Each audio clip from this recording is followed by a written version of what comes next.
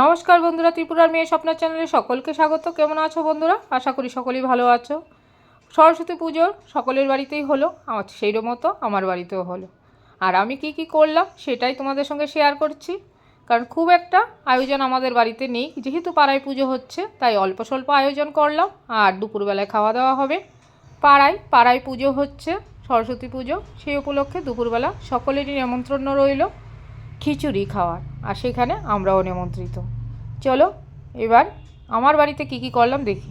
ঘরের পুজো কমপ্লিট, বাইরের পুজোও কমপ্লিট, মানে পাড়ার পুজো সব কিছু কমপ্লিট করে এবার নাস্তা তৈরি করতে হবে। সেটাতেই চলো কি তৈরি করছি সেটাই। 9:30টার মধ্যেই বাড়ির পুজো পাড়ার পুজো দুটোই শেষ হয়ে গেল। এবার নাস্তার সময়। আলুটাকে আগেই সিদ্ধ করে রাখা হয়েছে, এদিকে কড়াইশুঁটি ছাড়িয়ে পুরটাও বানিয়ে নেওয়া হচ্ছে।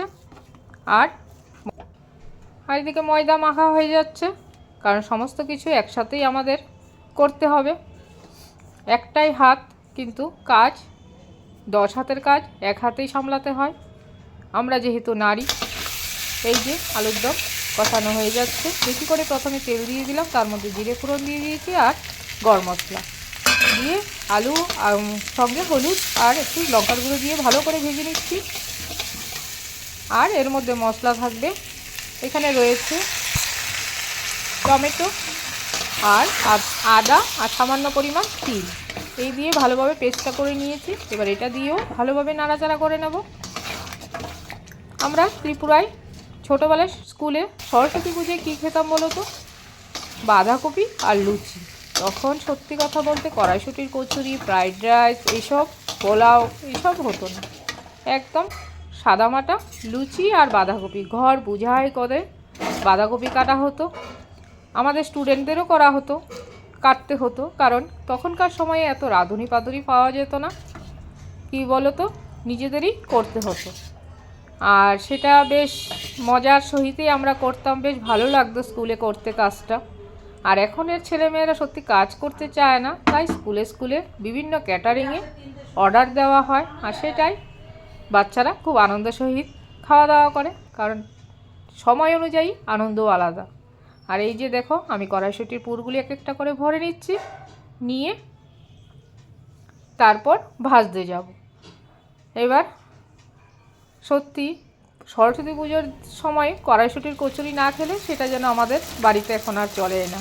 শ্বশুরবাড়িতে এসে সত্যিই রেওয়াজটা বেশ মজাই লাগলো, আর সেটা আমিও গ্রহণ করে নিলাম। কি বলো তো, শ্বশুরবাড়ি বলো বাপের বাড়ি বলো, প্রত্যেকটা মানুষেরই এক একটা রেওয়াজ থাকে, আর সেইগুলি আমরা পালন করতে প্রত্যেকেই ভালোবাসি। আর সেটাও আমার কাছে এরকমই একটা। এই যে কড়াইশুঁটির কচুরি, ফুলকো। আর প্রথম কচুরিটা আমার ফেটে গেছিলো, যেহেতু তেলটা একটু কালো হয়ে গেছে, কিছু মনে করো না বন্ধুরা। এই যে এবার সার্ভ করব। তোমরা কি কড়াইশুঁটির কচুরি আর আলুর দম সরস্বতী পুজোর দিনে থাকে? অবশ্যই কমেন্টে জানাও। আর না হলে অন্য কিছু কি তোমরা আইটেম রাখো। ধন্যবাদ। এইবার চলো পাড়ায় কি হলো সেটা তোমাদের সঙ্গে শেয়ার করি। দুপুরবেলা বাঁধাকপি খিচুড়ি, আলুর দম, তারপর রয়েছে বেগুনি গরম গরম। এখন রান্না প্রায় শেষের পথে, সবাই দুপুরবেলায় এখন প্রসাদ নেবে। আর এখানে দেখো বেগুনি ভাজা হচ্ছে গরম গরম। তারপর রাতেও আবার আছে আমাদের একদম জমিয়ে খাওয়া দাওয়া। এইভাবেই আমাদের সরস্বতী পূজাটা এবার পাড়া থেকে বাড়ি সম্পূর্ণটা সারা হলো। তোমরা কেমনভাবে করলে সরস্বতী পূজা? পাড়ায় না বাড়িতে না ক্লাবে? সবাই তো সরস্বতী পূজায় খুবই ব্যস্ত থাকে, তাই আমরাও ব্যস্ত ছিলাম। এইভাবে তোমাদের সঙ্গে শেয়ার করলাম, তোমরাও শেয়ার করবে আশা করি। কিভাবে আনন্দ করেছো সরস্বতী পূজায়, আর মার কাছে কেমন আশীর্বাদ নিলে। ধন্যবাদ। রাতের মেনুটাও শেয়ার করেছি কিনা জানি না, বলে দিচ্ছি। ফ্রাইড রাইস, আলুর দম, চাটনি, পাঁপড়, মিষ্টি,